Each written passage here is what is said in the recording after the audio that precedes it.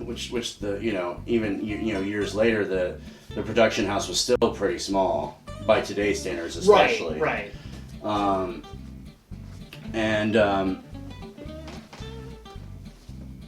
You can't borrow the Turtles comics. We're using them right now.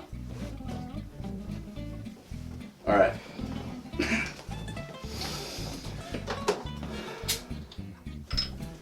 So yeah, we're shooting this in my basement.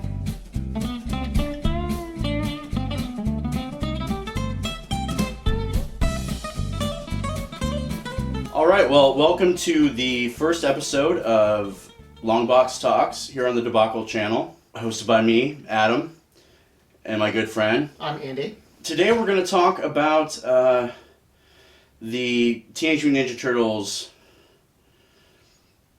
comics, but also this is a supplementary episode to Debacle episode number 1, where Andy and I, along with Everett and Nate, played the Teenage Mutant Ninja Turtles arcade game, the 1989 Konami Classic, and we had a lot of fun doing that. And but we wanted to put out a little bit more information about the long storied history of Teenage Mutant Ninja Turtles. There we go. Okay, so Teenage Mutant Ninja Turtles started originally as a comic book, conceived by Kevin Eastman and Peter Laird. It was first published in May of 1984. It was right on the cusp of what was the beginning of the 80s black and white comic book boom. So this is soon after comic shops were a thing, which allowed a lot more kind of diverse and weird books to be published. It wasn't just DC and Marvel superheroes. Right, I remember going to comic book shops when I was like 6 or 7 years old in Indianapolis, where I grew up, and there would be different sections, and there was, you had your DC and your Marvel comics, and that took up most of the new release wall. But then you had a section of like indie comics, which was a lot of that stuff was like a carryover from R. Crumb and all those guys. The underground stuff. The underground stuff that was happening in San Francisco before that. You got a lot of black and white comics. Teenage Mutant Ninja Turtles was definitely one of those. Well, and part of the black and white comics thing too was it was mostly self-published, which they published all those too, so, themselves. That's right. That's why if you want a first edition Teenage Mutant Ninja Turtles number 1, right, you're gonna pay some money for that. I mean, just a lot of money for that, because there were not very many. I forget what the print run was, and I don't even know if it was in multiple thousands. It was low. Yeah. It was really low. If you want a 4th or 5th printing, you're going to pay a lot of money for that too. Right. So Teenage Mutant Ninja Turtles was a direct response parody, maybe, of the Frank Miller. And a lot of those early black and white books, self-published stuff, tended to be kind of parody things. Dave Sim's Cerebus started off as a Conan the Barbarian riff. Oh yeah, no, totally. So like first 2 volumes of Cerebus it's all Savage Sword. Right. Riffs with a little aardvark. Right. I mean, he was tough. And he let you know about it. Right. But it was still an aardvark barbarian. Right. So I don't know specifically if there was a conversation, but they were looking at what was big in the general comics world at the time. So X-Men, and Teen Titans. Oh, definitely the George Perez run was huge the at the Wolfman time. Perez Teen Titans, Daredevil, which was very Frank Miller's Daredevil, which was very ninja heavy. Very ninja heavy. So the Hand. Right. And I guess a lot of the self-published black and white stuff was also doing kind of anamorphic animal like Cerebus, that kind of thing. So they kind of mixed all these elements in a pot. So it's still and also a riff of the Disney comics. Yes. Yeah. The great Scrooge McDuck comics that you and I both love a lot. Right. And just what Disney was doing in general. It was definitely a riff on that too. So yeah, what they ended up coming up with was Teenage Mutants, that's the X-Men element. Ninja, that's the little Daredevil, Frank Miller stuff. Right. Turtles, anamorphic animals. All that together. And what's interesting to me, especially reading these and I read these for the first time. I've been reading comics for 30 plus years now. It's the first time I've actually read these comics. And he's one of the few people that I don't have to annotate things when talking about comics, which is really refreshing because most people it's like, okay, read these 800 issues and then get back to me. So, right. No, what was really continue. interesting and funny to me is that the Turtles' origin story is actually directly tied into Daredevil's origin story. Remarkably similar. Not similar, it's the same story. Okay. It's pretty much the same story. It just, the Turtles one happened down in a sewer. So, what happens is there's an old man crossing the road, he's blind, and then there's this truck barreling down the road against him, and this kid sees it and is, oh no, I gotta save this old man. So he pushes the old man out of the way, saves him, the truck crashes, these canisters fall off the truck. Oh no, this truck was carrying radioactive materials through Hell's Kitchen in New York City. Like you do. Because that stuff happens all the time in Hell's Kitchen, from what I understand. Right. The little boy was splashed with this in his eyes, blinded him, and then gifted him with all these extra powers. That's Daredevil. Well, at the same time, there was a little kid sitting on the side of the road with a bowl of 4 tiny little turtles. They got knocked out of his hand, and then they fell into the sewer and fell down in the muck with another canister. Mm-hmm. And that muck went down there, went over the turtles and Splinter. Yes. Down in the sewer, and they suddenly weren't just turtles. Right. They mutated, if you will, and luckily they had this rat, Splinter, to train them. Right. Who just happened to be the pet rat of a ninjutsu master, and somehow had the cognitive capacity to mimic his master's movements from his cage. There's some great panels in here of the rat in the cage. Yeah, it's so good. The ninja moves of his owner. Trains them to be ninjas in the sewer, yes, like yes. you do. That's ostensibly when their affinity for pizza was cultivated. I mean, are they just eating crusts that are like thrown down the? I guess so. I mean, whatever goes in the sewer. I hate to say it, but they're probably eating a lot of shit. Yeah, probably. Another note on their origin, like it's so simple. It's like that first page of Grant Morrison's All-Star Superman. Right. Like, you can tell it in about 3 sentences, and the Turtles did that on the toys. On the back of the card, there was like a 3 or 4 panel comic strip down the bottom that was their origin story. Yeah. Fell in the sewer, stepped in some green glowy stuff. Called the ooze. Got these miraculous powers. Trained by a rat. Trained by a rat. Period.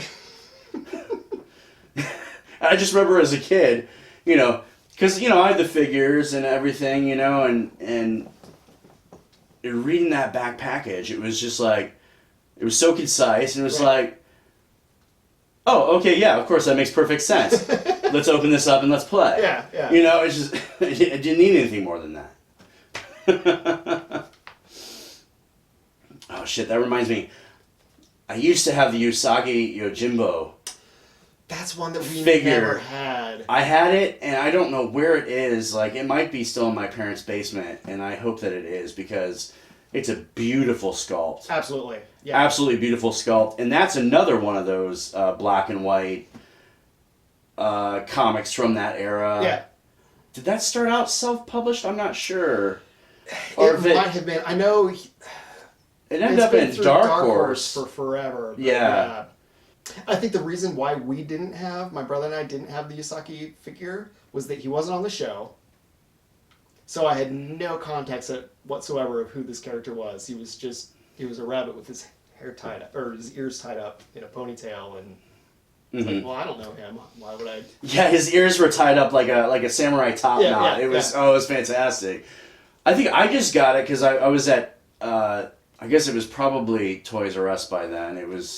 And I just saw that figure of Usagi Yojimbo, and it was just like, I must have it. Oh yeah, I look at it now and like, you dumb idiot kid, why didn't you buy this immediately? He has katanas and he's a rabbit, and the plate armor on it was so great. Yeah. It just I remember this might just be me.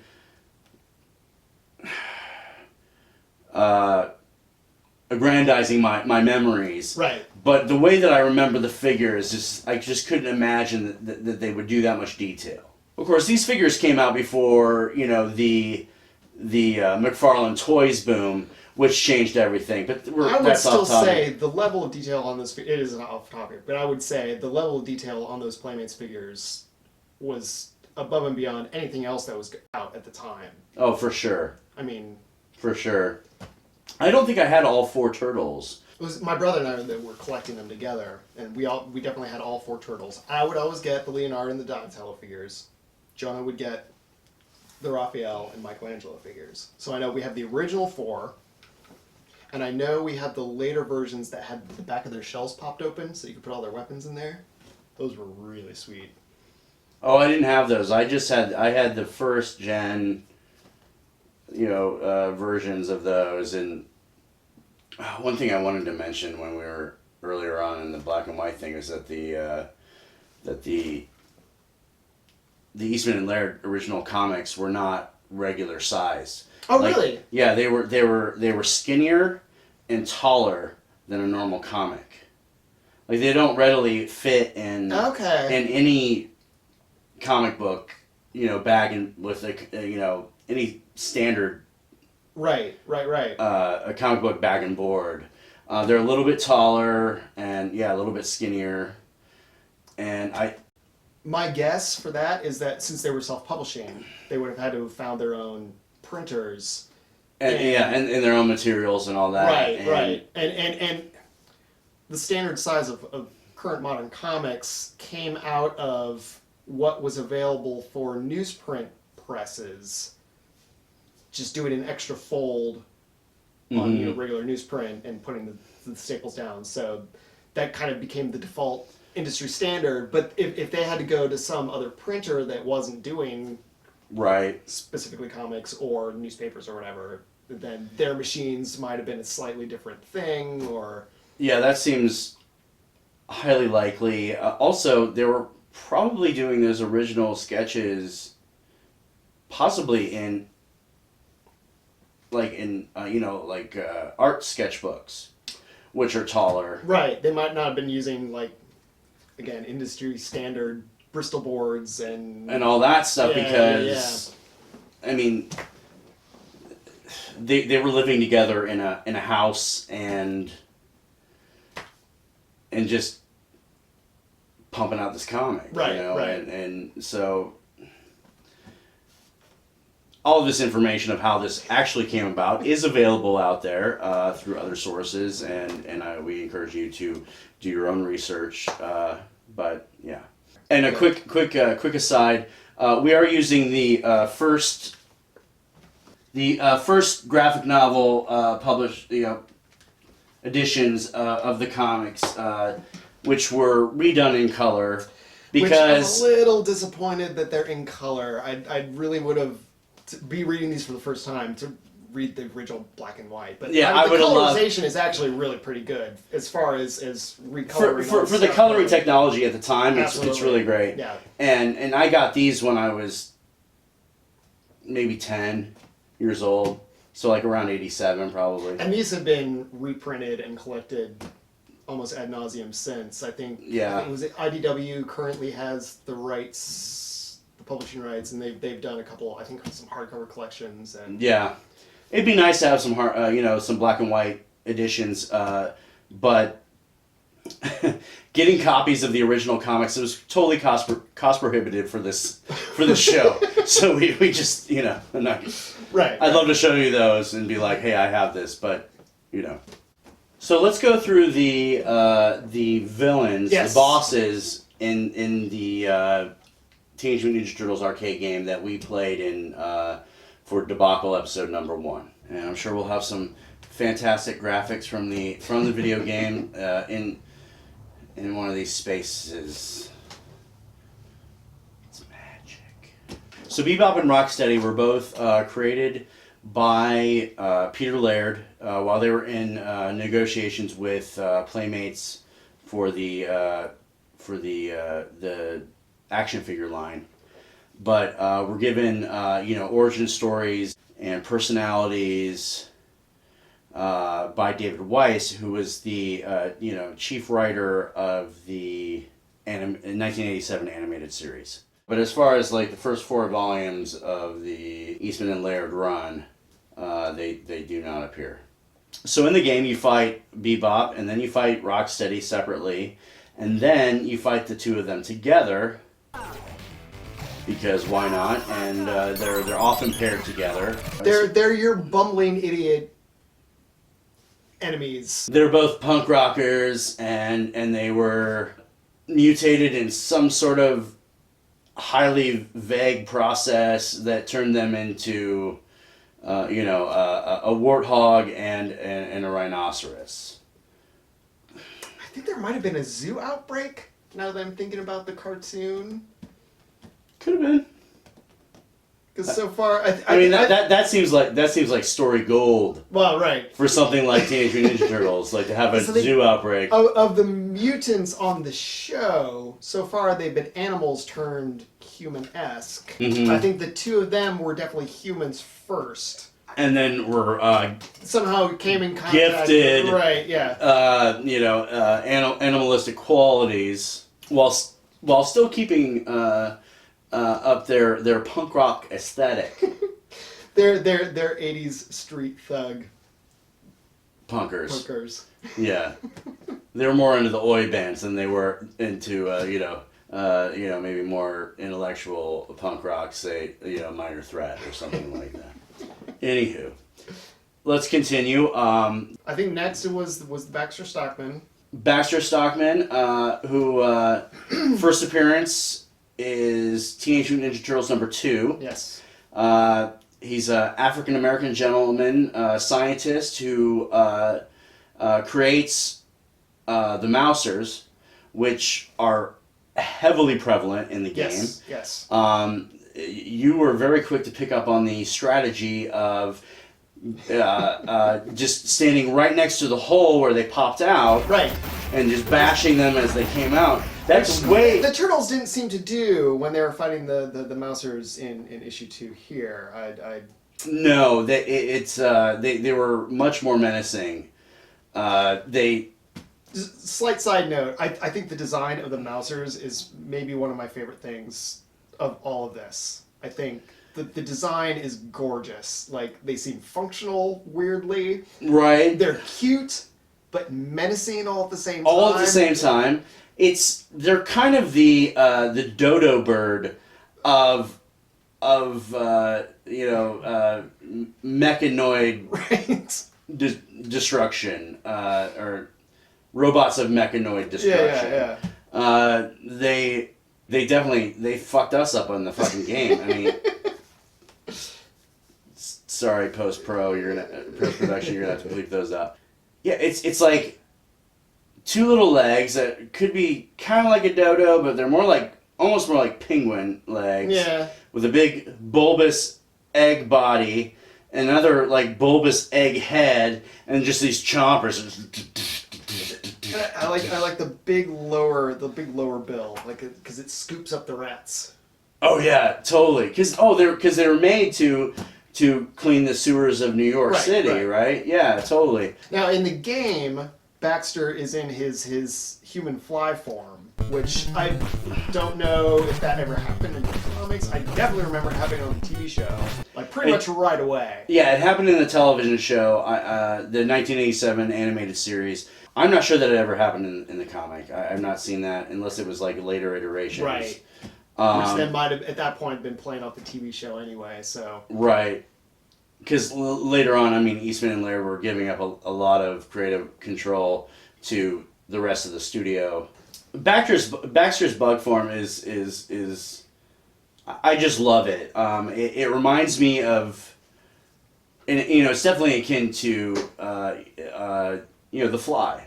Oh yeah. The film The Fly. I'm sure that's like the an absolute 50s direct reference. I have no question about that. Oh, for sure. Yeah, the original 50s Fly, and Cronenberg did the remake. Cronenberg did the remake in the 80s, and which with Jeff Goldblum, which was totally disgusting. So Cronenberg. Right. I recently rewatched The Fly. I was down here in the basement.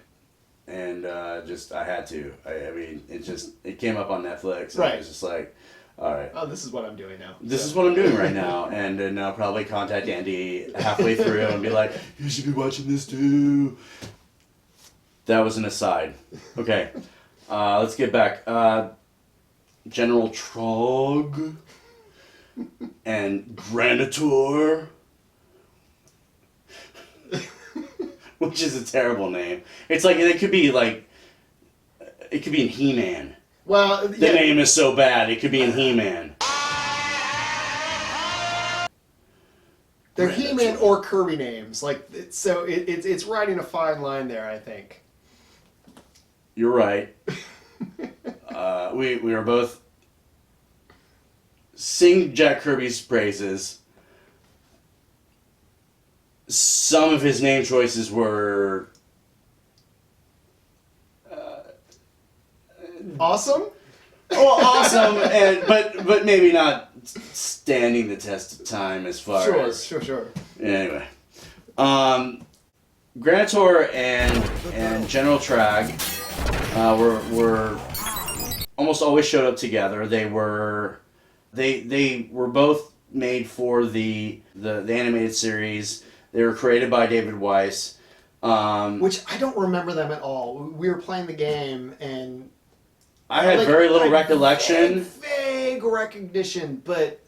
In my research since, I've watched some clips of them being in it, and it was like, it kind of jogged a little bit, but they weren't totally memorable. Granitor... There were way better villains from the show that could have been in this video game. For sure. And then there's Krang, which the Krang, as a species, an invading parasitic alien species, shows up in the Teenage Mutant Ninja Turtles in which issue? I think it's issue 3. Okay. It's super early, which surprised me as I was reading this, because my knowledge of the Turtles comics was, it's all real street level and gritty and like... And that's pretty much the first issue. Right, yeah. And then second issue, you got Baxter Stockman with the Mousers, which is still kind of in that realm. So yeah, no, it's issue 3. We get the alien brains inside the stomachs of androids. So the Krang, as a species, was created by Eastman and Laird for the TMNT comic, and then Krang as the figurehead or main voice in what is the the group mind of the Krang was created by David Weiss, who was the chief writer on the television series. Just to give a little bit more of a personality and a sort of voice to the Krang. When he had that great android body that he had. He looks like a beefed up Zippy the Pinhead. Totally, that's what I was thinking. I couldn't quite get it. It's a very fun issue, but it's definitely a departure from what had happened before. Right. It was starting to get more even more fantastical if that's possible. Yeah. Well, and so this invading force is from another dimension, and the turtles discover their secret hideout and get zapped to that other dimension. They meet this android, which I knew as a toy originally. Right. Again, another brilliant design. I think these guys design robots amazingly well. This guy. Oh yeah. Um, Yeah. who is actually a human's We'll put a brain graphic up here. put into this android body, and they help him out fighting aliens that are basically giant dudes with triceratops heads. You know, because it's Tuesday. Right. So this, for me, reading these comics for the first time, again, this is issue 4 at this point, is they're getting into the crazy weird cartoon stuff that I thought, oh, that's just the kids' cartoon stuff. You know, the comic is all dark and gritty and it's really not. it's not. Because really, it's really just the first issue, maybe the first two, that's a direct homage or parody of Daredevil. Sure. And then, you know, they all of a sudden, like, were printing, you know, edition after edition of the first issue, and it's like, oh my gosh, we have an audience, and we have to keep coming up with ideas for this product, and so We're just throwing shit at the wall, and we'll see what sticks. yeah, some of it's great. I got a little bored towards the end of the whole other dimension fighting Triceratops thing. Yeah. 'Cause that's not necessarily what I'm all that interested in. I love wacky ideas, but after a while, it's like okay, mayhap you know, and if we were reading it in the '80s, we would have been more engrossed, but Sure. but still, it gets a little tedious, and then it leads into volume 3, which is all the, you know, the turtles time traveling, and then you have like Right. the big buxom woman that goes with them, and Cerebus pops up, and So we got. Which is always nice to see I don't want to Cerebus. say, you know, without knowing, but this might have been one of the first indie comics crossover events. I mean, I would think that it would have to have been, you know, Dave Cerebus had not been going on for that long. I mean, this is obviously before, you know, like, Cerebus showed up in Spawn. Oh yeah, absolutely. Way before that. And within Cerebus there are no crossovers, but I know in the Cerebus comics when they were coming out, Dave would have backup stories by people that he was kind of helping along Mm-hmm. in that scene. It just wouldn't happen in the story proper. Right. So I'm actually So it was outside of canon. Right. It wasn't in the story. It was a backup feature or a preview for something that Aardvark Van Heim would be potentially publishing, because I think around that time that he was doing some publishing for some other people as well. Right. But So going on to the next villain, we have, after Krang, it's Shredder. The final boss of the video game is Shredder, which is the most iconic, you know, villain for the Teenage Mutant Ninja Turtles. right. And his first appearance was in Teenage Mutant Ninja Turtles #1, and he was killed off in Teenage Mutant Ninja Turtles #1. Well, to set it up, he was the rival of Splinter's owner. There was a rival. Ooh, There was a rivalry. thank you. Over a woman. Shredder was more of a spurned lover. Right. And The woman was initially with Splinter's master, Right. and then they escaped.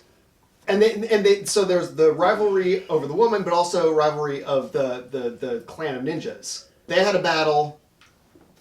Shen and Yoshi, who is Splinter's master. they ran away to New York to get away from the whole deal. Totally over this ninja clan thing in Japan. I'm gonna move to New York, have a fresh start. Right. Now, of course, this whole time, Shredder has held a grudge. And he's bent the Foot Clan to his will. Kills kills Shen and Yoshi. That's when Splinter escapes and finds the turtles. As the turtles and Splinter, began to mutate, the turtles trained under their sensei, Splinter, and lived down in the sewers. And all the while, the Foot Clan was building power. Again, another Frank Miller Daredevil reference. The ninjas in Daredevil are called the Hand. So Eastman and Laird called their ninjas the Foot. Right. Subtle. Anyway, so yeah, as we've established, it's a very almost identical origin story. And from interviews that I've seen with them, and from that great documentary that was done a couple years ago called Turtle Power, the creators talked about it was just a total riff on Daredevil, and they never thought it was going to go past one issue. All right, well, thank you for tuning in to our first episode of Longbox Talks here on the Debacle YouTube channel. And we've had a good time talking comics. We would do it anyway. We just decided to film it this time. I'm Adam. I'm Andy. Be sure to let us know what you think, and we will have more episodes coming very soon. We will be involved with here with Longbox Talks, and then also occasionally with the Debacle main episodes. So keep looking out for that. So thank you very much for watching, and we're out. All right, we're done. Cool.